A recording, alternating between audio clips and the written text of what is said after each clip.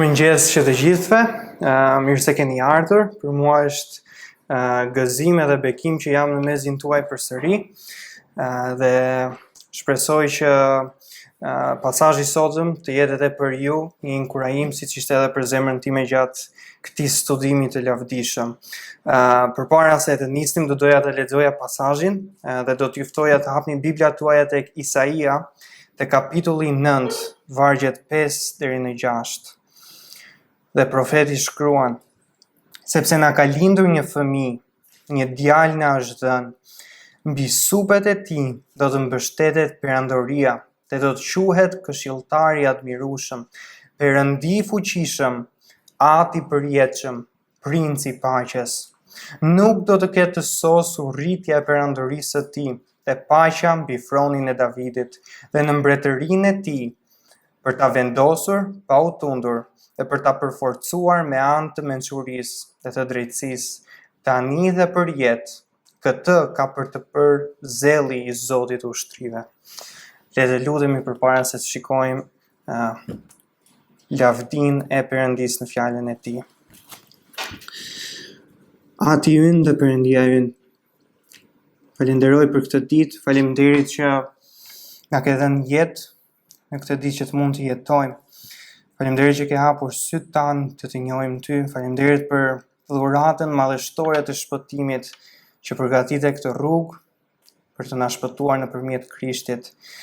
Faleminderit që demonstrove dashurinë tënde ndaj nesh teksa ne ishim ende mëkatar. Krishti vdiq për ne. Faleminderit që nëpërmjet ringjalljes së tij ne jemi të drejtësuar.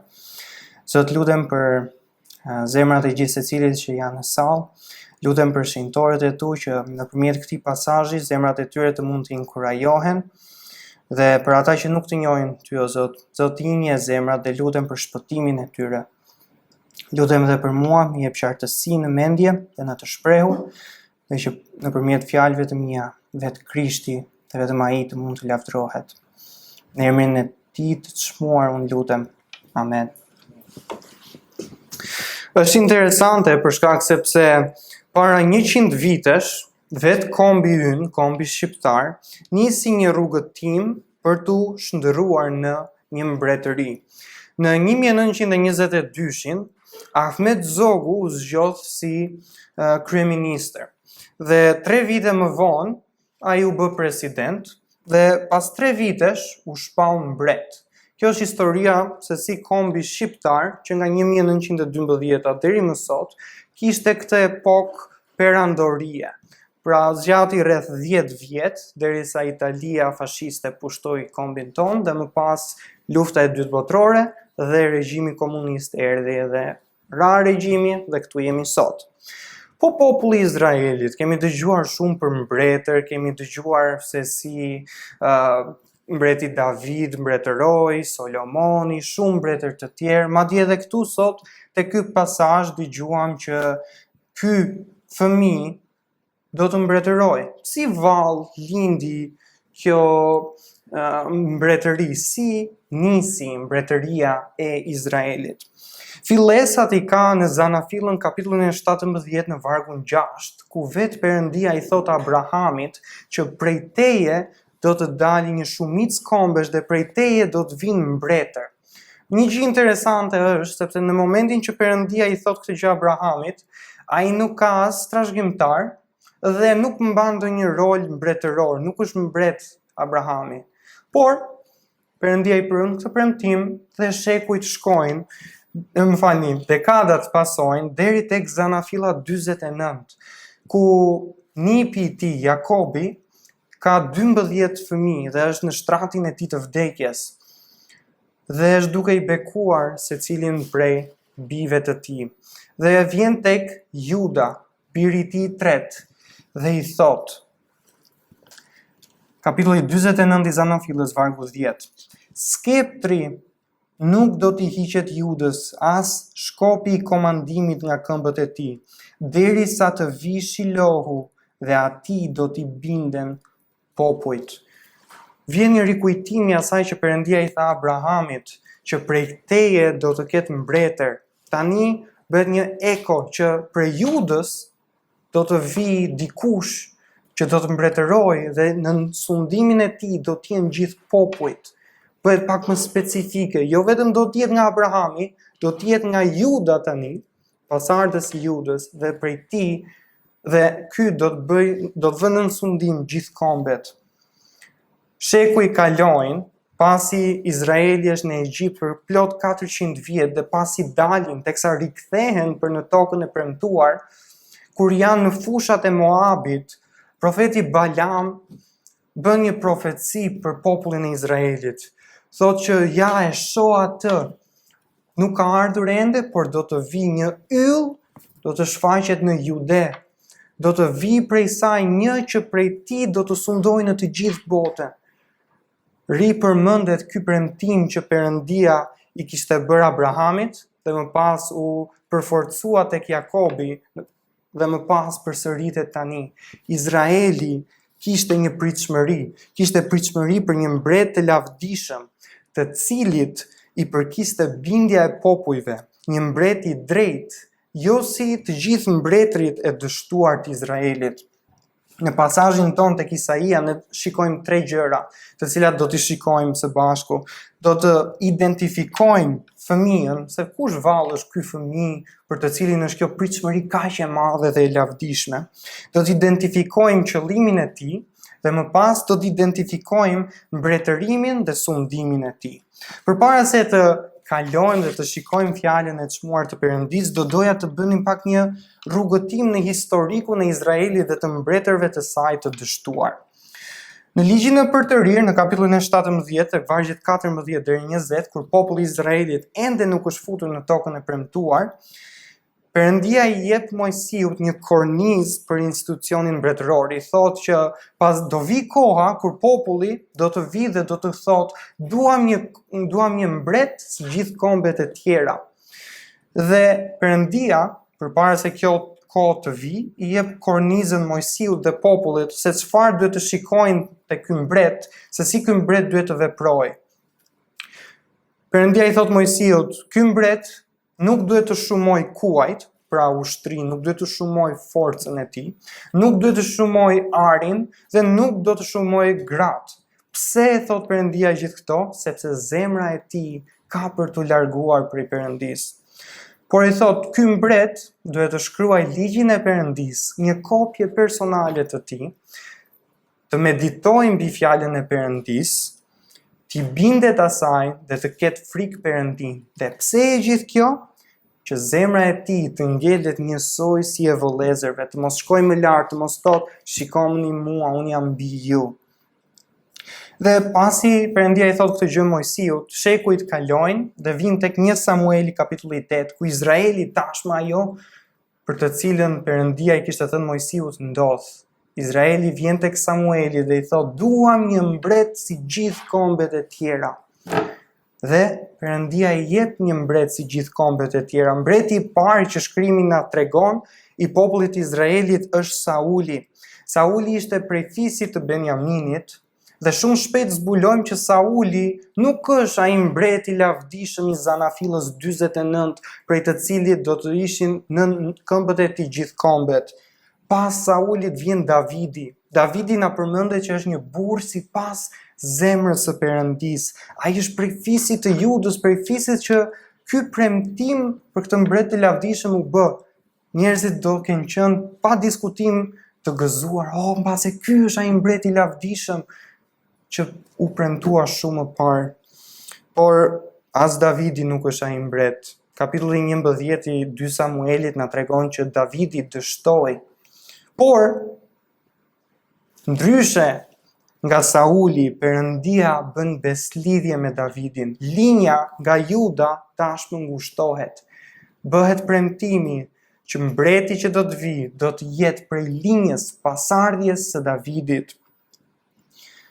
Dhe ky mbret që do të vi, do të jetë në fronin e Davidit dhe do të mbretërojë përjetësisht. Pas Davidit, Solomoni vjen. Solomoni Perëndia e bekon me një mbretëri të madhështore, është në kulmin e saj mbretëria e Izraelit, në zgjerimin më të madh territorial, në anën ekonomike ishte e lavdishme, njerëzit pa diskutim që kanë qenë të gëzuar, të mahnitur dhe kanë thënë ja, erdhi dita që ne kemi mbretin e shumë pritur. Por një mbretërit 11 ju pret shpresën njerëzve. Tregon që dha Solomoni nuk është ai që u premtua. Solomoni i theu të 3 pikat që folëm më parë, shumoi ushtrin, shumoi arin dhe shumoi gratë. Dhe kjo solli akoma dhe më shumë dëshpërim në popullin e Perëndis. Kush është ky mbret? Kur do të vi ky vallë? Pas Solomonit vjen Asa. 2 kronikat na tregon gjëra të mira që ai bën në bindje ndaj Perëndis, është duke e kërkuar Perëndis. Por në fund të jetës së tij, fjala e Perëndis thotë që ai nuk kërkoi më Perëndin. Joasi, njësoj si Asa, e nisi mirë, por në fund të jetës na përmendet që braktisi Perëndin për idhujt. Pas Joasit vjen Uzia, mbreti në të cilin profeti Isaia nis punën e tij. 2 kronikat 26 na tregojnë një mbret të cilin i përafrohet Solomonit. Dhe njerëzit kanë qenë, mbase ky është mbreti shumë pritur. Por edhe Uzia bie, nuk i bindet edhe ai Perëndis. Dhe Isaia 6 na flet për vdekjen e tij, thot në vitin e vdekjes së mbretit Uzia. Pas Uzias, kapitulli 7 na prezanton me një mbret të ri, i quajtur Ahazia, i cili është i biri, dhe shumë shpejt teksa lexojmë kapitullin e 7, zbulojmë që ky nuk merret fare në konsiderat që është mbreti shumë premtuar. Dhe arrim në një pikë në kapitullin e 7 Isaias, ku kombi i Izraelit është në krizë, është i mbushur me mbretër që kanë dështuar. Por gjithçka ndryshon vetëm 14 vargje më poshtë, ku vjen një rreze drite, një rreze shprese. Thot vargu 14, prandaj vetë Zoti do t'ju jap një shenjë, ja, virgjëresha do të mbetet me bardhë dhe do të lindë një fëmijë, të cilin do ta quajë Emanuel. Një mbret do të vijë ndryshe nga ata që kanë mbretëruar, një mbret i përjetshëm. Dhe Isaia 9, kapitulli vargu i 5 na jep emrat e tij, na përmend që është një këshilltar i mrekullueshëm, perëndi i fuqishëm, ati i përjetshëm dhe princ i paqes. Ai nuk krahasohet fare me Ahazian, nuk krahasohet me asnjë mbret të Izraelit. Emanueli është i pakrahasueshëm. Mbretërimi i tij është i përjetshëm, është i drejtë dhe është i lavdishëm. Isaia 9, vargu i 5 thot, sepse një fëmijë na është lindur, një bir na është dhënë, dhe sundimi do të jetë mbi supet e tij, dhe emri i tij do të quhet Këshilltar i mrekullueshëm, Perëndi i fuqishëm, Atë i përjetshëm, Princ i paqes.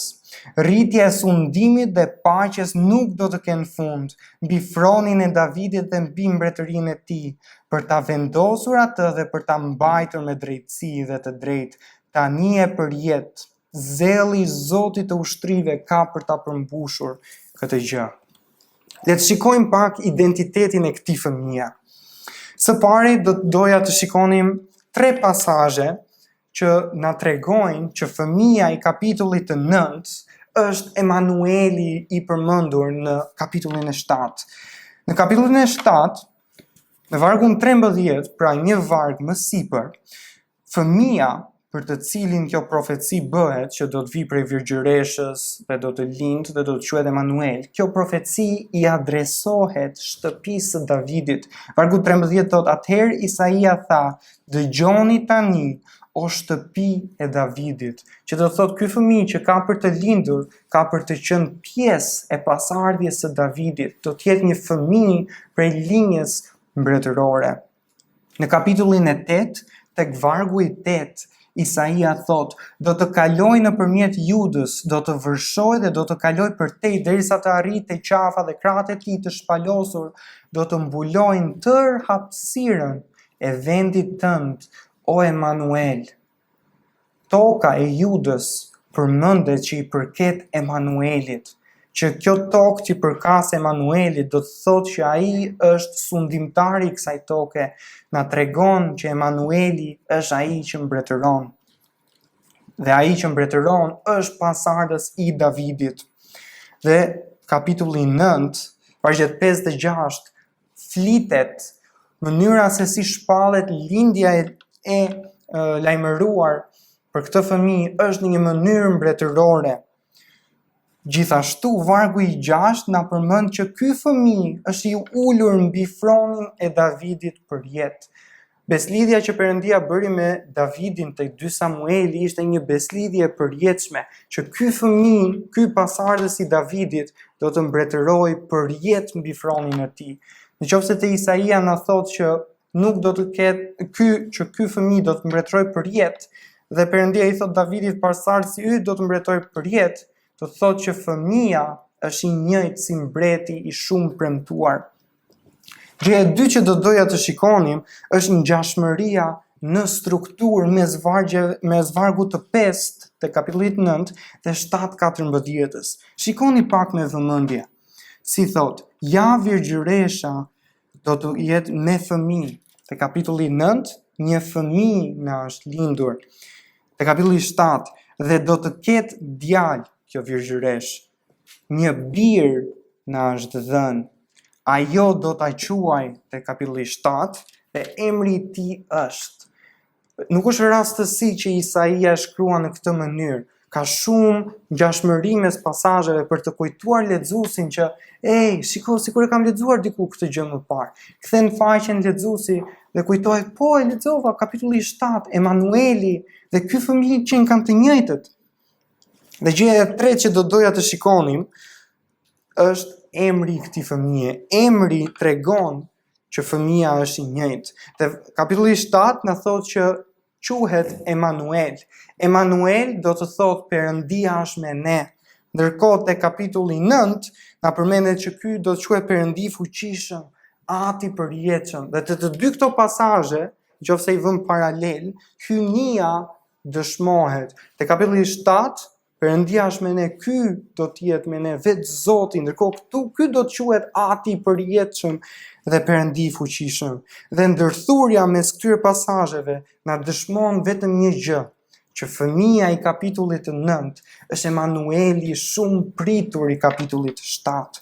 Po çfarë është identiteti i qëllimit të tij? Çfarë është vallë qëllimi i këtij fëmije, i këtij Emanueli që do të vijë? Ai është i destinuar për të mbretëruar. Ky fëmijë ka lindur me një thirrje mbretërore. Siç e thotë edhe vetë pasazhi, sundimi do të jetë mbi supet e tij. Sundimi ose qeverisja në antikitet konsideroheshin si një barë mbi supet e drejtuesit të saj. Te kapitulli 22, vargu 22 Isaias na përmendet që çelësi do të jetë në supet e Eliakimit. Çelësi ishte një sinonim tjetër për fjalën qeverisje ose sundim. Kjo barra do të ishte mbi supet e Eliakimit. Gjithashtu na karakterizon sundimin e tij, na thot sundimi i tij do të jetë një i paqes dhe i drejtësisë. Është një goditje, knock-outi për Ahazian, sepse mbretëria e tij, mbretërimi i Ahazias nuk ishte as pak i njëjtë, nuk kishte paqe dhe nuk kishte drejtësi. Ndërkohë për Emanuelin do të jetë paqe dhe e mbushur me drejtësi. Është e pakrahasueshme kjo mbretëri. Vargu i 6 na tregon që sundimi i tij ka për të qenë i përjetshëm dhe paqja ka për të qenë e përjetshme. Sundimi dhe paqja do të jenë bashkë gjatë gjithë kohës dhe mund të themi me plot gojë dhe me bindje që sundimi i Emanuelit ka për të qenë paqësor. Tek kapitulli 11 në vargun 4, Isaia thot për Emanuelin, por do t'i gjykoj të varfrit me drejtësi dhe do të marrë vendime të drejta për njerëzit e përullur të vendit. Do të godas vendin me shufrën e gojës së tij dhe me frymën e buzëve të tij do të bëj të vdes të pabesin. Drejtësia do të jetë brez i ive të tij dhe besnikëria brez i anëve të tij. Te kapitulli 16 në vargun e 5, profeti shkruan, atëherë një fron do të jetë i qëndrueshëm në dhemshuri dhe mbi të do të ulet në besnikëri, në çadrën e Davidit. Një që do të gjykoj, do të ushtroj gjykimin dhe do të jetë i gatshëm të siguroj drejtësinë. Te kapitulli i 33 e vargu i 5, profeti shkruan: Zoti është lartësuar sepse banon lart, ai e mbush Sionin me barazi dhe me drejtësi. Te kapitulli 32, ja një mbret do të mbretërojë me drejtësi dhe princat do të qeverisin me paanësi. Qëllimi i Emanuelit është i qartë. Ai është mbreti Davidit i premtuar. Ai është ai që përmbush premtimin e bërë të 2 Samueli. Po çfarë është identiteti i mbretërimit të tij? Si vallë do të mbretërojë ky Emanuel? Si do të jetë mbretërimi i tij? Okej, e kuptojmë që do të jetë me paqe, me drejtësi, po si do të duket praktikisht? Dhe Isaia i jep këtë përgjigje nëpërmjet inspirimit të Perëndisë. Thot, emri i tij do të quhet. Do të bënim gabim të madh të kalonim nga kjo frazë. Emri i tij do të quhet, sepse duhet kuptojmë se sa të rëndësishëm janë emrat në shkrim dhe në antikitet. Në antikitet emrat tregonin shumë gjëra, mund të tregonin karakterin e një personi ose të këtij vendi, rëndësinë që ky vend kishte. Ndërkohë në shkrim ne shohim që emri që një person ka e karakterizon atë, ose është përmbushje e një premtimi, ose tregon se si është karakteri i këtij personi. Për shembull, Methuselau në Zanafill është personi më i vjetër që shkrimi dëshmon që ka jetuar ndonjëherë. Dhe e dini çfarë do të thotë emri i tij? Do të thotë kur ai të vdes, do të kaloj. Dhe në momentin që Methuselau vdiq, përmbytja erdhi. Noeu do të thotë pushim. Dhe i atje vuri emrin sepse tha kur ky do të na sjell pushim nga puna. Dhe ndodhi përmbytja dhe kush ishte ai që Perëndia ruajti? Ishte Noeu. Abrahami, emri i tij fjalë për fjalë do thotë atë i shumë kombeve. Dhe çfarë është Abrahami? Ishte atë i shumë kombeve në fund të jetës së tij. Shumë popull erdhën prej tij. Zakaria, profeti i emrit Zakaria do thotë Perëndia nuk harron. Dhe gjithë libri i Zakarias këtë temë ka, që Perëndia nuk harron premtimin e bërë popullit të tij. Isaia do të thotë Perëndia shpëton. Dhe çfarë flet në gjithë librin e Isaias? Që Perëndia sjell shpëtimin. Fëmijët e Isaias përmenden 2 herë në kapitujt e parë dhe kanë emra shumë interesant. Kanë emra të cilët janë si një përkujtimore për popullin. Djali i tij i parë ka emrin Shear Jashub, që do të thotë mbetja do të kthehet. Dhe Isaia në kapitullin e 7 e mori me vete të birin kur u takua me Ahazian për t'i thënë mos i beso Asiris dhe kombeve të tjera, por besoi Perëndis sepse ja mbetja do të kthehet. Më pas në kapitullin 8 na përmendet emri i djalit të tij të dytë. Shumë emër i gjatë dhe nuk e kam idenë se si mund ta kenë quajtur prindrit e tij shkurt. Emri i tij është Maher Shalal Hashbaz, që do të thotë e shpejtë është plaçkitja, e rrufeshme grabitja. Për shkak sepse ky fëmijë ishte shenjë për mbretin Ahazia, se për shkak sepse ky i besoi këtyre kombeve në vend të Perëndis, këto kombe do të vinë me shpejtësi për ta plaçkitur Izraelin dhe do ta grabisin në mënyrë të rrufeshme. Dhe kjo ndodhi, shkrimi na dëshmon, që tregojnë, gjithë këto emra që përmend janë thjesht tregues që sa të rëndësishëm janë emrat dhe nuk do bëni mirë t'i kalonim kaq shpejt. Sepse mbretërimi i Emanuelit është i lidhur me këto 4 emra, është i përshkruar me këto 4 karakteristika, të cilat janë këshilltari mrekullueshëm, Perëndi i fuqishëm, atë i përjetshëm dhe princ i paqes. Le të shohim të parën, këshilltar i mrekullueshëm. Ai do të jetë i mrekullueshëm në këshillin e tij. Ai do të jetë më i ditur se Solomoni, do t'ja kalojë Solomonit në mençuri dhe në diturinë e tij.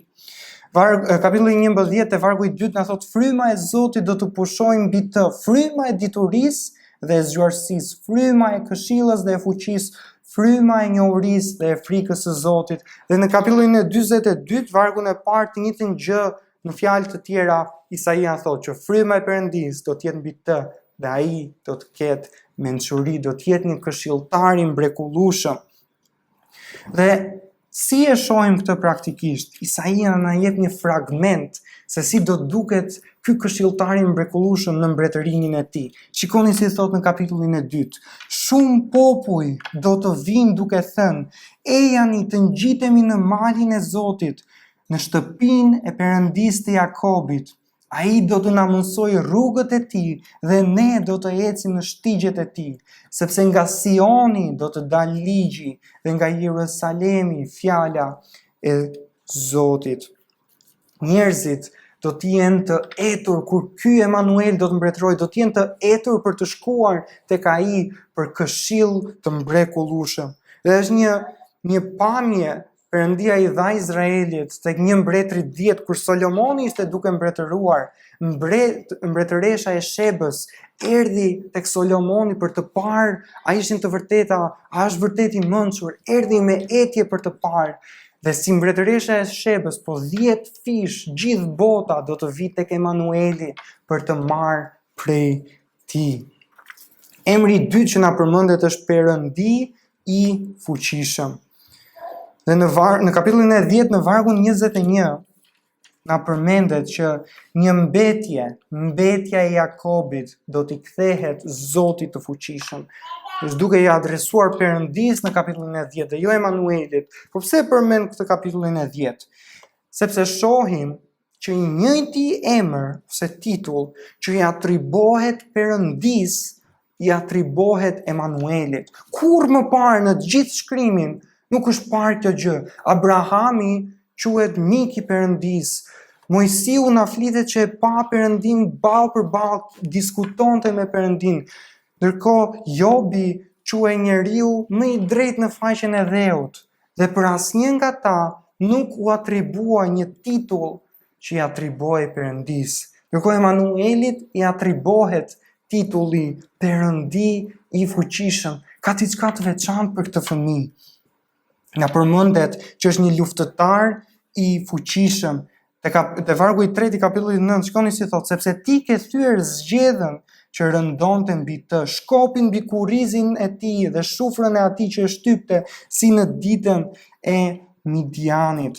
Në kapitullin e 24, vargu 21 thot: "Atë ditë do të ndodhë që Zoti do të dënojë ushtrinë që është atje lart dhe poshtë mbi tokë mbretërit e dheut, do të mblidhen bashkë si të burgosur në një burg të nëndeshëm dhe do të mbyllen në një burg dhe pas shumë ditësh do të ndëshkohen. Hënën do ta mbulojë rrëmuja dhe diellin turpi, sepse Zoti i ushtrive do të mbretërojë mbi malin e Sionit dhe në Jerusalem dhe lavdia e tij përpara pleqve." Kapitulli 25 thot vargu 6: "Zoti i ushtrive do t'ju përgatisë tërë popujve mbi këtë mal një banket me gjellë të shishme, me verë të vjetra, me gjellë të shishme, me shumë palc dhe me vera të vjetra dhe të zgjedhura. Do të shkatrojnë mbi këtë mal mbulesën që mbulonte tërë popujt, po kështu dhe mbulesën e shtrirë mbi të gjitha kombet.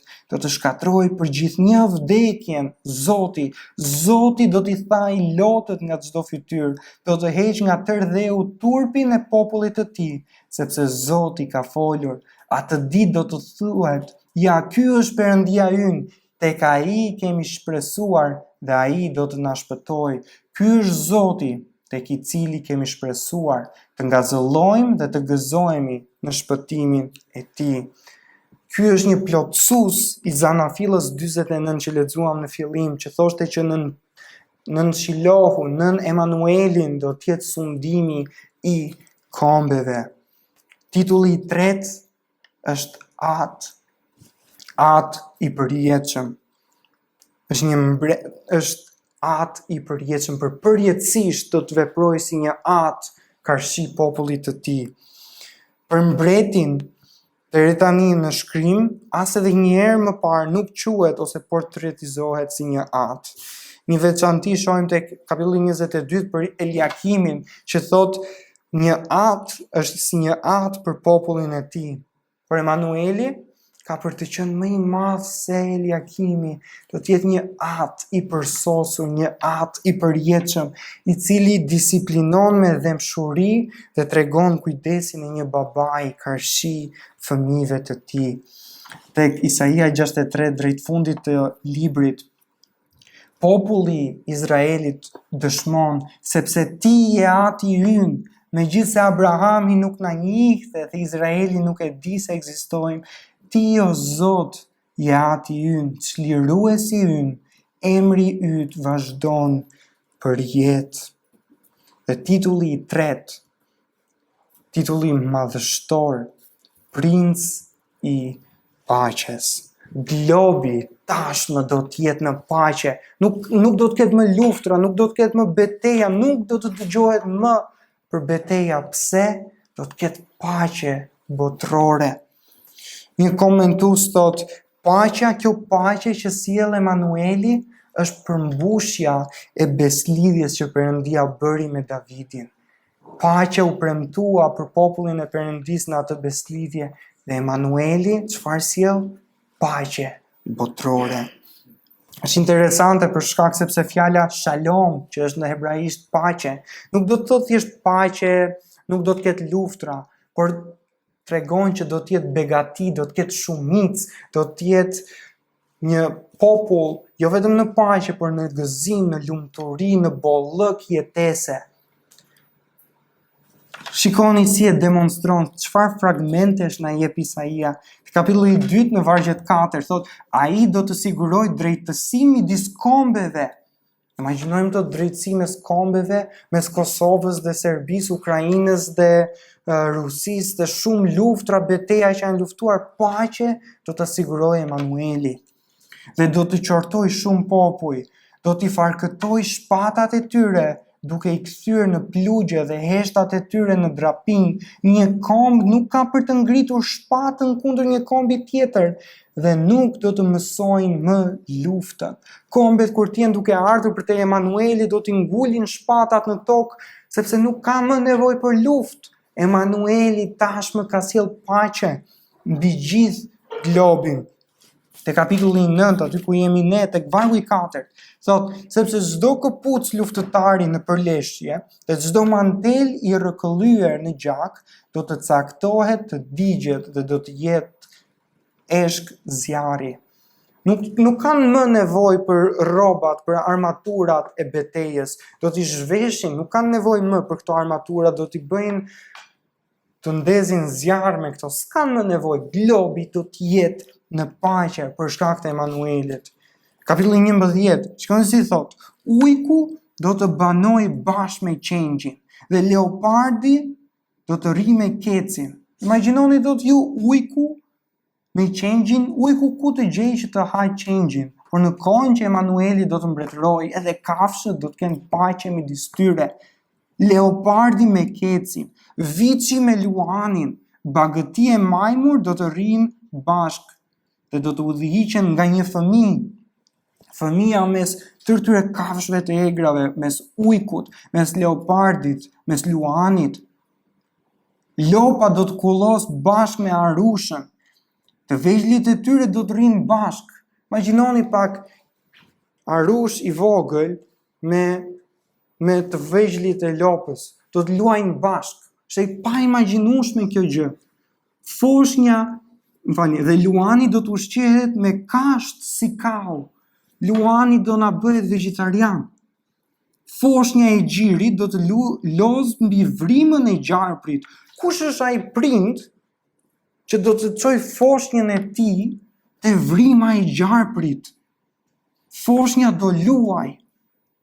Fëmia e zverdhur do të vërë dorën e tij në çerdhen e në përkës.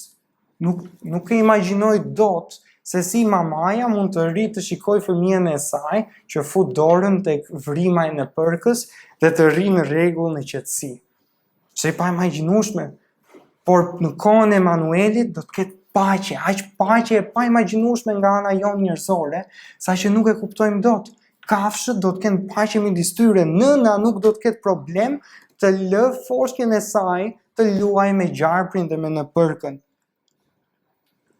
Është e pa imagjinueshme, por të gjitha këto çfarë Isaia na tregon, janë fragmente që gjenden kudo në librin e Isaias. Unë përmenda vetëm disa prej tyre për shkak të kohës, por në qoftë se shohim Isaia sadoherë që përmendet për sundimin e këtij mbreti të madhështor, këtij mbreti të lavdishëm, shikojmë që portretizohet si një këshilltar i mrekullueshëm, si një perëndi i fuqishëm, si një ati i përjetshëm, si një princ i paqes.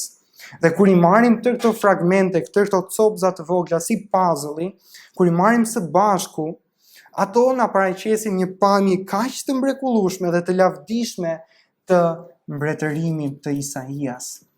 Tek Mateu, tek kapitulli 1, vargu 21, shikoni si thot engjëlli Jozefit: "Dhe ajo do të lindë një djalë, dhe ti do t'i vësh emrin Jezus, sepse ai do të shpëtoj popullin e tij nga mëkatet."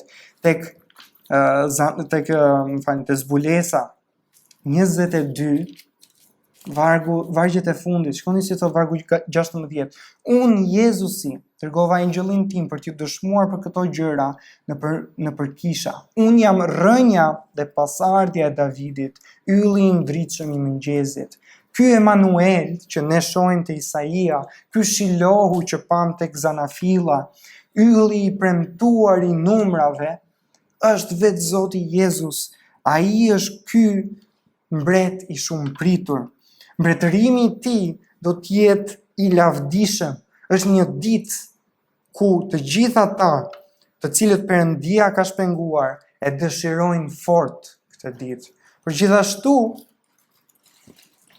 Apostulli Paul te kapitulli 2 i Filipianëve na thot: "Prandaj edhe Perëndia e lartësoi madhërisht dhe i dha një emër që është përmbi çdo emër, që në emër të Jezusit të përkulet çdo gjuhë i krijesave, qiellore, toksore dhe nëntoksore, dhe çdo gjuhë të rrëfej se Jezus Krishti është Zot, për lavdi të Perëndisë atë." Po vjen dita ku Krishti do të mbretërojë. Ata që Perëndia ka shpëtuar dhe ka shpenguar prej mëkateve të tyre, këta e dëshirojnë fort këtë ditë. Ndërkohë që ata që nuk besojnë në Zotin Jezus, edhe ata do të përkulin gjurin e tyre ndaj Krishtit mbret. Por pyetja për gjithë secilin prej jush sot është: si do ta përkulësh gjurin atë ditë? Në nderim dhe në adhurim ndaj Krishtit mbret, apo si humbës i kësaj betejë? Shpëtimi, fjala e Perëndisë na thotë që gjendet vetëm në Zotin Jezus, vetëm ai mund të shpëtojë. Nuk ka shpëtim në askënd tjetër, në as edhe një emër nën qiell, shkrimi thotë. Na thërret që të pendohemi për mëkatet tona dhe të besojmë në Krishtin si shpëtimtaren, sepse pa të, një përjetësi e tmerrshme pa Perëndin na pret. Po nga kemi ne këtë siguri që gjithë këto gjëra që ne sapo folëm kanë për të ndodhur?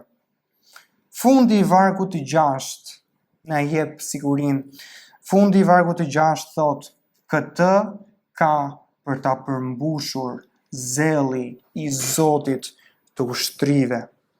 Qëllimi i Perëndisë së ushtrive ka për të përmbushur. Historia ka dëshmuar çka Perëndia ka thënë është përmbushur, dhe kjo gjë ka për të ardhur, po vjen dita që Zoti Jezus do të mbretërojë në planetin tokë për 1000 vjet të plota, dhe çdo njeri do të përkul gjurin.